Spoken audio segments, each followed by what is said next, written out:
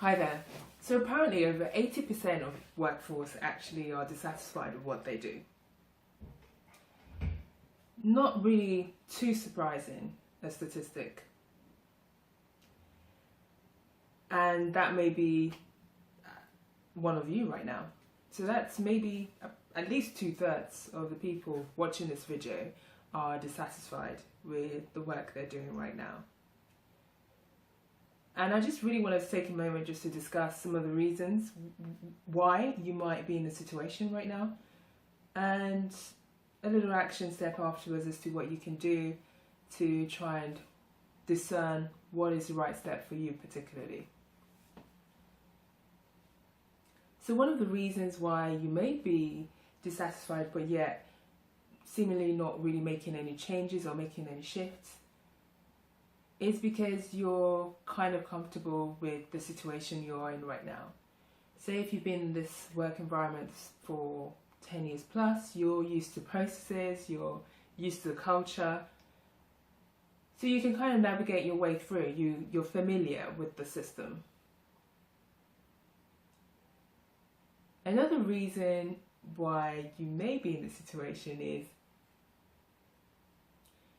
you might be a little concerned with what your peers might think. So they might be used to you, to that identity of, whether it's an accountant or doctor, banker or lawyer, and you might be thinking or feeling, what would they think if I suddenly make that shift? And that shift may involve doing something completely different, maybe setting up your own thing, maybe moving across the world.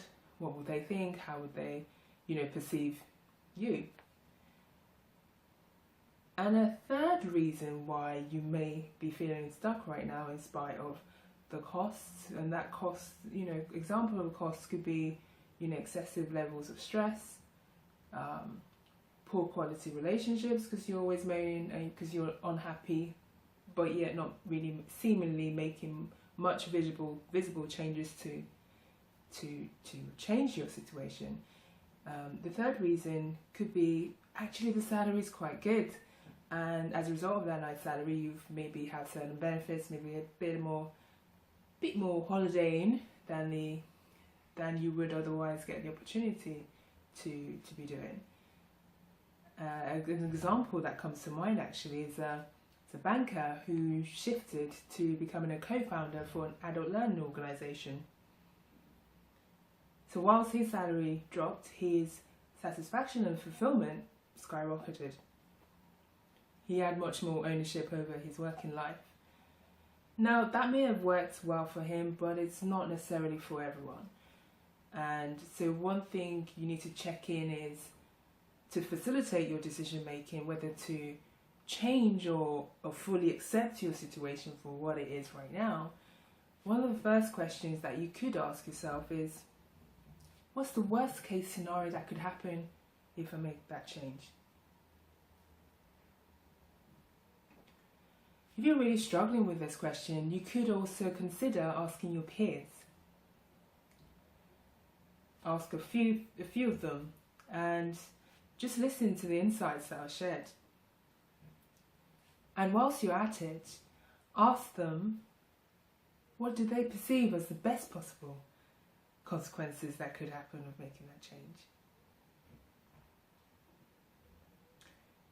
And if you're really feeling this process and you're really getting into this process, you could also flip it and ask yourself, what's the worst case scenario of staying in this situation, and what's the best case scenario of staying in that situation?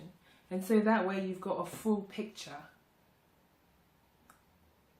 and not just from your perspective but also your closest peers, who will be able to give you a different kind of insight that you wouldn't ordinarily have.